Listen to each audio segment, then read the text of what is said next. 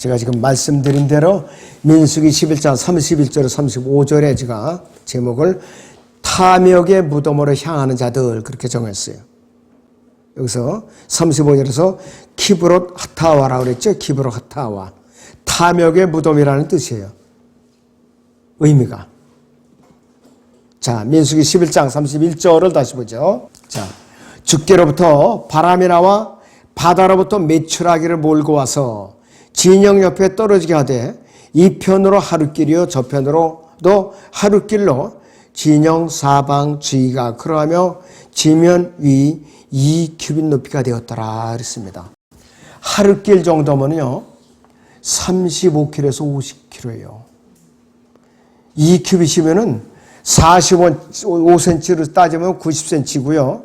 60cm로 따지면 120cm예요. 그러니까 쌓인 높이가 90cm에서 120cm예요. 높이가. 하룻길이라고 써요. 양쪽으로 하룻길씩이니까 엄청난 거예요. 엄청난 거라 이것이. 자, 32절을 다시 보시면은 백성이 일어나서 온 낮과 온 밤과 그 다음날 온종일 메추라기를 모으니 적게 모은 자들 10호멜을 모았으며 그들이 그것을 자기들을 위해 진영 주위에 펴놓았더라. 펴놓은 정도가 아니라 쌓아놓은 거예요. 엄청난 거예요. 한 호멜은 220리터예요. 곡식을 이제 측량하는 이제 그 기구인데요. 자, 한 사람당 10호멜, 보리단으로 치면은 10묶음에 이제 해당되는 것이라는데 굉장히 큰 묶음이에요. 굉장히 10묶음이면은. 근데 이 호멜이 히브리어 발음으로 코르라고 그래요. 우리나라 그 척관법으로 따지면은 몇섬 할 때 그 솜이에요. 히브리어로 쌓아 올린 덩어리, 더미의 의미가 있는데 도량에서 1호멜은 약 220리터로 곡물의 비필을 재는 데 사용하는 표준 단위예요. 밀가루, 밀과 보리의 양, 기름의 양 이것을 나타낼 때 사용을 하는 것이에요. 그래서 이스라엘이 하루 동안 거두어들인 메추라기 양이 10호멜이라고 했는데 그러면은 2200리터예요. 12드럼이에요. 12드럼. 엄청난 분량이에요. 그 하나님께서 원 없이 탐욕에 무리들이니까 내일 아들 마음껏 걷어봐라. 그렇게 해갖고 몰아준 거예요. 바다에서부터 싹 몰아다가 양쪽에서 그냥. 응? 그래서 이스라엘 백성들은 하나님께서 만나를 하늘에서 내려주셨을 때에도 감사할 줄 몰랐어요. 신바람이라 갖고 메추라기를 모으는데 정신이 팔려서 하늘의 만나를 모으는데 충실했던 사람은 없었어요. 만나를 모으는데 충실한 사람은 없었어요. 고기가 아니니까. 자, 민수기 거기 11장 4절에 6절을 같이 봅니다. 그들 가운데 섞여서 하는 무리가 욕심을 부으니 이스라엘 자손이 다시 울며 말하기를 누가 우리에게 고기를 주어 먹게 하리요. 우리가 이집트에서 거저 먹었던 생선과 오이와 멜론과 부추와 양파와 마늘을 기억하지만 이제는 우리의 혼이 말라버리고 우리 인전 앞에는 만나밖에 아무것도 없구나 이렇게 불평을 했던 거예요. 심각하죠. 만나는 종합영양제인데도 망각한 거예요. 이 천사들이 음식인 줄도 모르고 이들이. 참 그게 사람의 본성이에요. 시편 78편을 보겠습니다. 25절부터 사람의 천사들이 음식을 먹었으며 주께서 그들에게 먹을 것을 풍족하게 보내셨도다 그랬어요. 이것이 천사들의 음식이 만나입니다. 또 그가 하늘에서 동풍을 불게 하시며 또 그의 권능으로 남풍을 가져오셨도다. 또 그가 그들에게 고기를 티끌같이 내리시며 나는 새들을 바다의 모래같이 내리셨도다. 그가 그 새들을 백성들의 진종 그들이 처소 주위에 떨어지게 하소. 그들이 먹고 배불렀으니 이는 주께서 그들이 요구대로 주셨음이라. 그들이 자기들의 욕심에서 떠나지 아니하였도다. 그러나 아직 그들이 입에 먹을 것이 있을 때에 하나님의 진노가 그들 위에 임하셔서 그들 중에서 가장 살찐 자를 죽이시고 이스라엘이 택하신 사람들을 치셨도다. 이 모든 일들에도 불구하고 그들이 여전히 지어졌으며 그의 경이로운 하나님의 경이로운 일들을 믿지 아니하였도다 그랬습니다. 참 얼마나 지독하냐 이것이. 너무나도 지독한 것이에요. 이렇게 넘치도록 주어도 감사할 줄 몰랐어요. 또 시편 74편 14절을 보죠. 이 만나가 천사들이 음식이면서 리비아단의 머리예요. 주께서는 리비아단의 머리들을 산산조각 내서 그를 광야에 거하는 백성들에게 식물로 주셨나이다 그랬습니다. 감사할 줄 몰라요. 근데 우리도 마찬가지예요. 우리도 정신 차리지 않으면 이들과 똑같아요. 우리는 그리스도인이고 그 사람들은 구약시대에 태어났던 사람들, 이거밖에 차이가 없는 것이에요. 그래서 하나님께서는 이들을 진멸시키려고 했던 것을 모세의 중재로 겨우 죽음을 면했는데, 이들이 곧바로 탐욕을 품고 하나님께 고기를 달라고 부르짖었던 것이에요. 그러니까 그 민수기 11장 33절 34절에 있는 대로 그 고기가 아직 그들의 이빨 사이에 있어 씹히기 전에 주의 진노가 그 백성에 대하여 격발하였으며, 격발했다는 것은 아주 진짜 폭약이 터지듯이 이렇게 폭발했다는 뜻이에요. 주께서 심히 큰 재앙으로 그 백성을 치셨더라. 그곳의 이름을 키브롯 하타와라 불렀으니 이는 욕심을 낸 백성들을 그곳에 장사하였음이더라. 탐욕의 무덤이에요. 아예 죽여서 그때는 묻어버렸어요. 그냥 사람들을. 자, 그런데 신약에서 사도 바울은 육신적으로 상태에서 어떻게 표현하느냐. 로마서 8장 5절에서 8절을 보면 이스라엘 백성의 마음의 상태를 신약의 육신적인 삶에 이렇게 이제 나타내고 있어요. 육신을 따르는 사람들은 육신들을 생각하나 성령을 따르는 사람들은 성령들을 생각하느니라. 육신적으로 생각하는 것은 사망이나 영적으로 생각해서 생명과 화평이니라. 육신적인 생각은 하나님과 원수가 되나니 그랬어요. 그것은 하나님의 법에 복종하지 않을 뿐만 아니라 신뢰할 수도 없습니다. 그러므로 육신 안에 있는 자들은 하나님을 기쁘시게 할 수 없느니라 그랬어요. 아까도 우리가 봤지만 시편 78편 26절 32절의 내용은 우리가 지금 본문에 있는 대로 민수기 11장 31절에서 35절과 같은 내용이에요. 이스라엘 백성 하나님께 잘못된 요구를 충족해 주신 결과를 나타내고 있는 것이에요. 그들이 원대로 들어주셨는데 탐욕에 이 무덤에다 다 묻어버렸잖아요. 고기가 이빨 사이에서 씹혀갖고 맛을 막 볼락말락 하는 사이에 죽여버렸다 이것이에요. 하나님께서 사람에게 하실 수 있는 가장 지독한 저주가 있어요. 하나님께서 간섭을 안 하시고 그냥 내버려 두는 거예요. 하고 싶은 대로. 그게 가장 무서운 벌이에요. 로마서 1장 21절부터 보죠. 이는 하나님을 알되 하나님께 합당한 영광을 돌리지 아니하고 감사치도 아니하고 도리어 그들의 상상들이 허망해지고 그들이 어리석은 마음이 어두워졌기 때문이니 그들은 스스로 현명하다고 말하나 우둔하게 되었고 썩지 아니하는 하나님의 영광을 썩어진 사람의 형상과 새들과 네 발 달린 짐승들과 기어다니는 것들과 같은 형상으로 바꾸었도다. 그러므로 하나님께서 그들을 자기들이 마음의 정욕에 따른 더러움에 내버려 두시어 그들이 몸을 서로 욕되게 하도록 하셨으니 이는 그들이 하나님의 진리를 거짓말로 바꾸어 피조물의 창조물보다 더 경배하고 섬겼음이라. 하나님은 영원토록 찬양받으실 분이로다. 아멘. 그랬습니다. 그냥 자기가 하고 싶은 대로 아무 간섭도 안 하고 내버려 두시는 심판이 가장 무서운 심판이에요. 전쟁은 이렇게 갖고 총에 맞아 죽는 것보다 이것이 더 무서운 심판이라고 그랬어요. 성경에서는. 그래서 하나님께서 심판하시면은 치명적인 결과가 오는 거예요. 치명적인 결과. 자연 그대로의 사람의 행로는 아래쪽을 향하고 있어요. 육신적인 상태.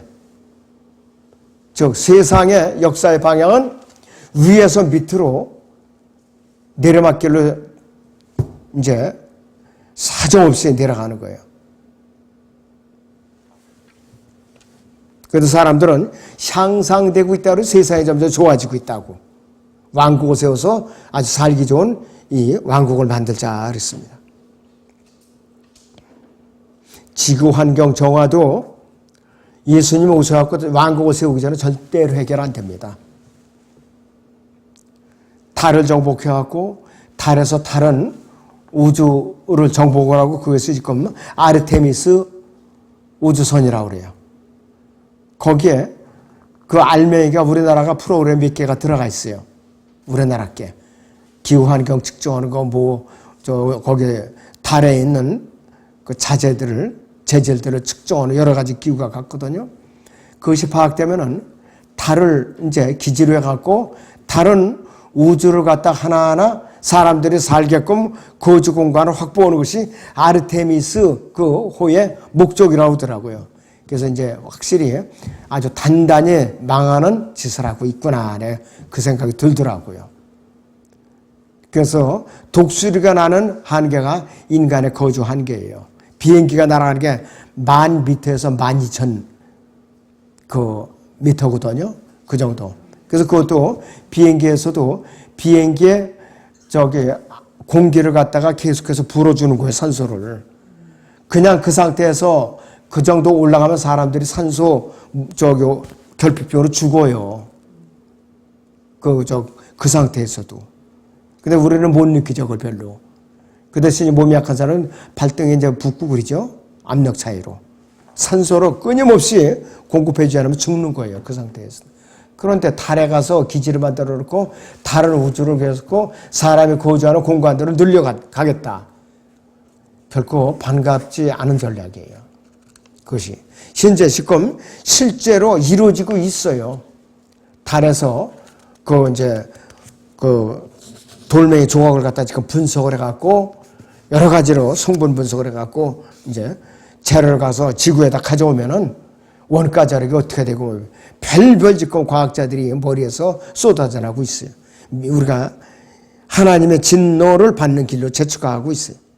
자연 그대로의 사람의 행로는 아래쪽을 이제 향하고 있는데 만약 우리가 성욕에 사로잡힌 정신질환자라면은 그 요구는 어떻게 되느냐?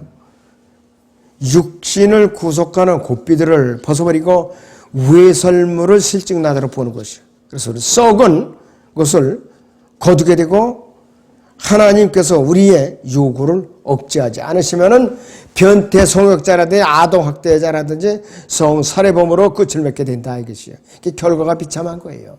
갈라디아서 6장의 8절을 보겠습니다.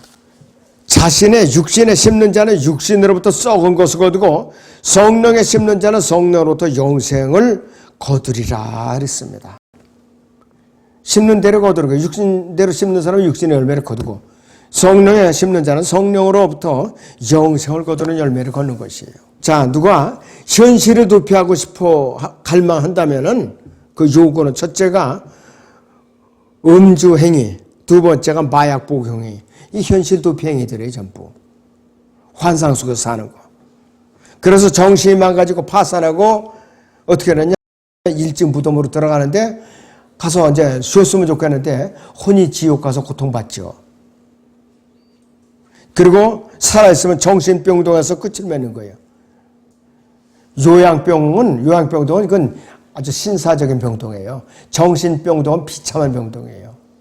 빨리 죽었으면 괜찮은데 아주 질기가 오래 정신병동에 시달리는 거. 그러니까 견디다 못하니까 간호하던 사람들 은근히 보호자들 몰래 고문을 하고 그러는 거예요. 빨리 죽어라고. 자기들은 너무 다리가 벅차니까. 자, 무언가 지배욕에 강한 사람들이 어떤 것을 기다리고 있는가. 알렉산더 대왕과 같은 33살에 무덤으로 가게 되고 이탈리아 독재자 무솔리니 같이 성난 폭도들에게 맞아 죽게 하고 2차 대전 당시에 전 세계를 뒤흔들었던 독일의 히틀러 비참하게 참호 속에서 자살하게 만들고 그런다 이것이에요. 오죽하면 이탈리아 무솔리니 같은 거는 군중들에 의해서 돌에 맞아 죽었어요. 군중들에 의해서. 첫째로 어떤 사람도 자연적인 상태로서는 십자가를 지고자 하지 않죠. 거듭나야 돼요. 성령으로 거듭나야 돼요. 어떤 사람도 자연적인 상태로는 세상을 포기하려 하지 않아요. 성령으로 거듭나서 주님의 몸 안에 들어와야 가능한 것이에요. 그리고 어떤 사람도 자연적인 상태로는 자기 시대의 흐름을 거슬러 나가려 하지 않는다. 왜? 세상이 자기 친구니까. 그 다음에 아담에 속한 어떤 사람도 예수 그리스도를 자신의 혈과 육보다 앞에 두려고 생각하지는 않는 것이에요. 이것이 인간의 본성이에요. 어떤 사람도 자기를 부인하는 것을 즐거워하지 않고 어떤 사람도 상을 받게 된다는 눈에 보이는 증거가 전혀 없는데 항상 옳은 것을 행하고 전적으로 믿음으로 살고 싶어 하지 않는다. 이건 뭐 불을 보듯 뻔한 거죠. 안 보이는데 어떻게 그렇게 하냐 이것이에요. 그러나 믿음 안에서만 가능하다 이거예요. 믿음 안에서만. 하나님께서 그들의 요구대로 주셨을 때 그분은 그것과 더불어 병과 죽음이라는 것을 그들에게 선물로 주셨어요.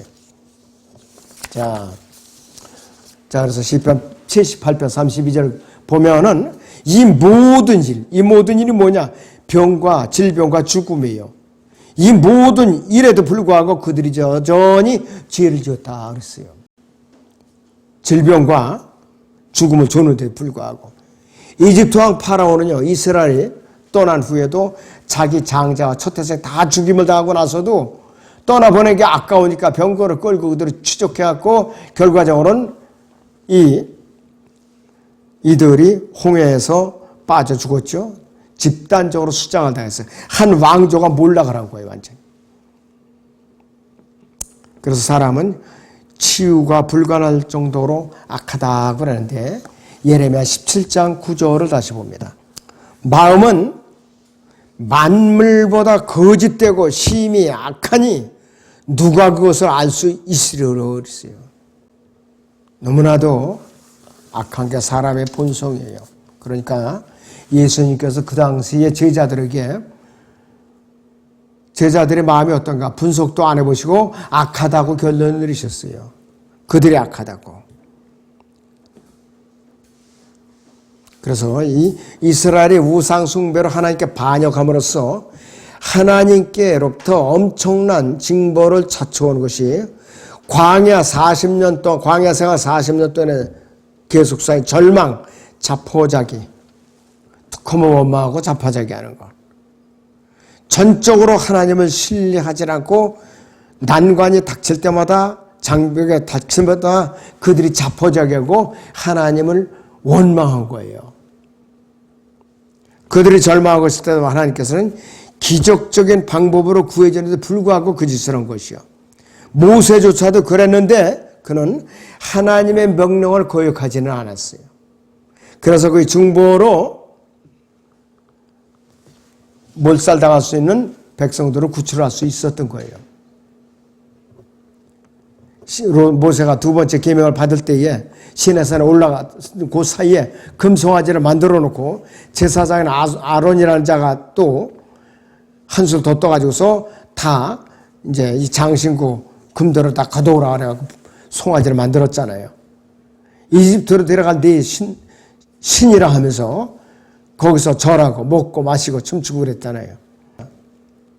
그래서 모세는 그래서 중보로 백성들을 위해서 구출했고 이스라엘 백성은 그런 이 일들을 겪고 나서도 그렇게 지독하게 자포자기하기를 반복했고 타락했을 뿐만 아니라 하나님께 반역을 했고 결론은 우상숭배로 끝난 것이에요. 우상숭배.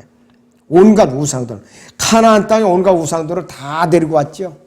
그게 절정에 이르렀을 때가 솔로몬 왕국 때예요. 솔로몬이 통치할 때에 절정에 이르렀어요. 절정에. 열왕기상 11장 1절부터 그러나 솔로몬 왕이 파라오의 딸과 더불어 많은 타국 여인들을 사랑하였으니 모압인들과 암몬인들과 에돔인들과 시돈인들과 시딘들의 여인들이라. 하나님께서 그만은 그 가나안의 7 족속을 고스란히 끌어들였어요. 주께서 민족들에 관하여 이스라엘 자손에게 말씀하시기를 너희는 그들에게로 들어가지도 말고 그들을 너에게 들어오게도 말지니 이는 그들이 반드시 너희 마음을 돌려서 그들이 신들을 따르게 할 것이기 때문이라 하셨으나 솔로몬이 사랑으로 그들과 결합하였더라.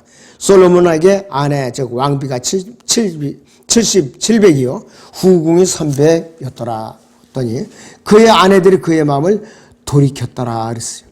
솔로몬이 늙자 그의 아내들이 그의 마음을 돌이켜 다른 신들을 따르게 하였더라. 그의 마음이 그의 아버지 다윗의 마음처럼 주 그의 하나님과 더불어 온전하지 아니하였으니 이는 솔로몬은 시돈인들의 여신 아스토렛을 따라가고 암몬인들이 가증한 것인 밀콤을 따랐습니다. 솔로몬은 주의 목전에서 악을 행하였고 그의 아버지 다윗이 한 것처럼 주를 완전히 따르지 아니하였더라. 그때 솔로몬이 예루살렘 앞에 있는 산에 모압이 가증한 것인 크못을 위하여 산당을 짓고 또 암몬 자손이 가증한 것인 몰렉을 위하여 산당을 지었으며 또 그가 그의 모든 타국인 아내들을 위해서도 그와 같이 하였으니 그들이 신들에게 분향하고 희생제를 드렸더라 그랬습니다. 솔로몬이 이 정도로 해놨으니까 뭐 말할 것도 없죠. 다른 거는 말할 것도 없는 거예요. 너무나도 지독하게. 참 이 솔로몬이 이럴 수가 있나 그렇지만은 이게 타락한 인간의 본성이에요. 결과적으로 솔로몬은 예수 그리스도의 모형으로 아주 참 멋지게 아름답게 시작을 했는데 적그리스도의 모형으로 끝나고 말았어요. 솔로몬 4장부터 8장 직전까지 7장까지는 솔로몬이 아주 멋있었어요. 통치도 잘하고 재판도 잘하고 아주 하나님께 전적으로 일했었는데 그만 그 후부터는 이제 11장에 와서는 완전히 쫄딱 망한 거예요. 완전히 그냥. 그리고 남북이 이제 갈라지는 그런 판결까지 받아버린 것이에요. 예레미야서 애가 1장 전체가 바빌론 왕 느부갓네살이 예루살렘을 황폐시킨 이후의 상황을 기록하고 있는 거예요. 왜? 우상숭배의 징벌이 이것이. 우상숭배의 징벌. 자, 출애굽기 거기 16장 4절을 같이 보죠. 자, 그때 주께서 모세에게 말씀하시기를 보라 내가 너희를 위해 하늘로부터 빵을 비처럼 내리리니 백성들은 나가서 매일 일정한 양을 거둘 것이요 이로써 나는 그들이 내 법도대로 행하는지 행하지 않는지 시험하리라 그랬습니다. 하나님께서 공급하실 때 있어서 율법 이전과 율법 이후에 분명한 차이가 있어요. 율법 이전과 율법 이후에 하나님께서 공급하시는 게 어떤 차이점이 있는가 보세요. 출애굽기 16장 4절에서 8절을 보죠. 그때 주께서 모세에게 말씀하시기를 보라 내가 너희를 위에 하늘로부터 빵을 비처럼 내리리니 백성들은 나가서 매일 일정한 양을 거둘 것이요 이로써 나는 그들이 나의 법도대로 행하는지 행하지 않는지 시험하리라. 여기서 비처럼 내리려는 빵은 만나를 말하는 것이에요. 6째 날에는 그들이 가져오는 것을 예비할지니 날마다 거두는 것이 2배가 되게 할지니라 하시니라. 모세와 아론이 모든 이스라엘 자손에게 말하기를 저녁이면 너희가 주께서 너희를 이집트 땅에서 데리고 나오셨음을 알 것이요 아침이면 너희가 주의 영광을 보리니 이는 주께 대하여 하는 너희의 불평을 그가 들으셨습니다. 우리가 무엇이기요 너희가 우리를 대적하여 불평하느냐 하고 모세가 말하기를 주께서 저녁에는 고기를 너희에게 주시어 먹게 하시고 아침에는 빵을 주시어 배부르게 하시리니 이는 너희가 주께 대해 불평하는 너희의 불평을 주께서 들으심이라. 우리가 무엇이냐 너희의 불평은 우리를 대적해서 함이 아니라 주께 대적함이로다 이렇게 말하고 있는 거예요. 너희가 불평하는 것은 나를 대적하는 것이 아니라 하나님을 대적하는 거라 이것이요. 그런데 이때까지는 하나님께서 징벌을 안 하셨어요. 근데 민수기 11장 31절 35절에서는 메추리 고기가 이빨 사이에 끼어서 삼키기도 전에 아주 띠죽음을 당하게 했었죠. 탐욕의 무덤에다 묻어버리고요. 완전히 기부로 핫다와를 됐어. 그래서 출애굽기 16장 4절에 이 빵은 천사들의 음식이라고 말씀을 드렸어요. 아까 시편 78편 25절에서. 그래서 자, 엔젤 푸드 케이크라는 말도 여기서 나왔고, 이 빵은 하늘에서 낸 빵이라고 하는데, 예수 그리스도께서는 이스라엘 백성에게 주의 깊게 말씀하시기를 이 빵의 원천을 직접적으로 하나님으로부터 말미암은 것이 아니라고 하시는데, 이 참된 빵만이 직접적으로 하나님으로부터 내려오는 것이라고 말씀하세요. 이 참된 빵이 바로 육신을 입고 이 땅에 오신 예수 그리스도로 말씀하고 있는 거예요. 바로. 그런데 만나는 사탄과 관련이 있다고 우리가 다 배웠죠, 벌써? 만나는 쏟게 돼 있고, 만나는 또 벌레가 생기죠. 만나는 욥기 41장 15절에 보면은 그의 비늘, 또 사탄의 비늘과 관계가 있어요.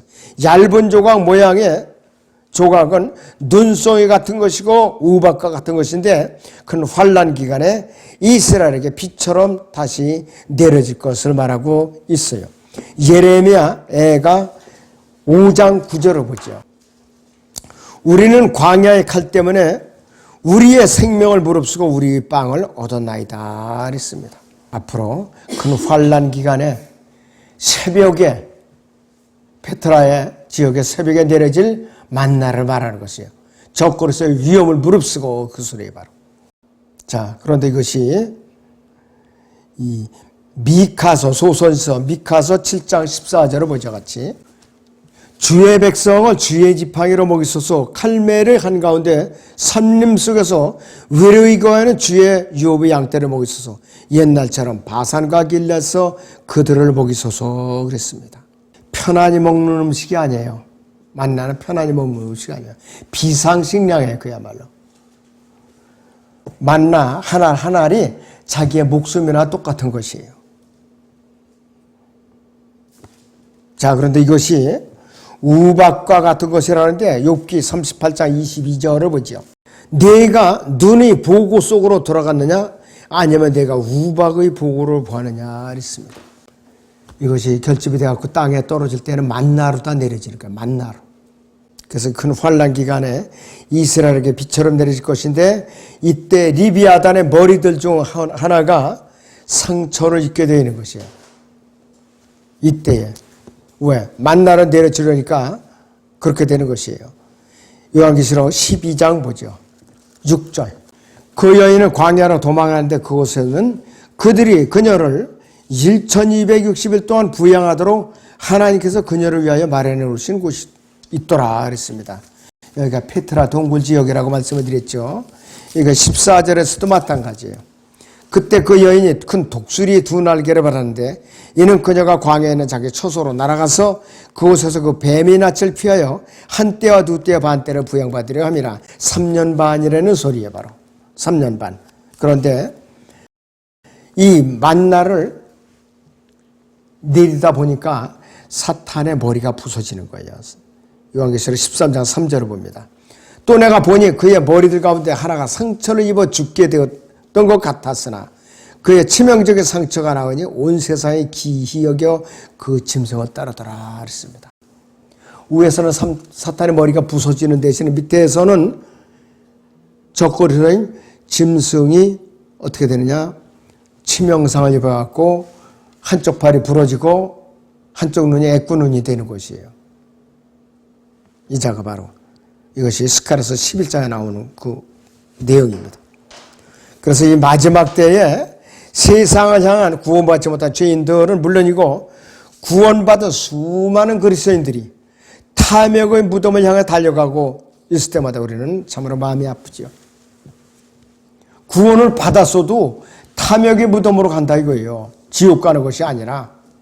광야에 더 이 출애굽한 민족이 지옥 간 게 아니에요. 이 이집트에서 유월절을 통과한 민족이라고요. 양의 피를 본 민족이기 때문에 다 구원은 받았지만은 육신적으로 하나님의 대적과 우상을 숭배했기 때문에 이 무덤에 묻히게 된 것이에요. 이 시대에도 이 탐욕의 무덤을 향해서 달려가고 있는 육신적인 그리스도인들이 너무 많더라 이거예요. 혹시나 내가 그 탐욕의 무덤에 빠지지 않도록, 키브로 하타와에 빠지지 않도록 늘 깨어서 각성해서 기도로서 무릎을 꿇어야 됩니다. 기도하겠습니다.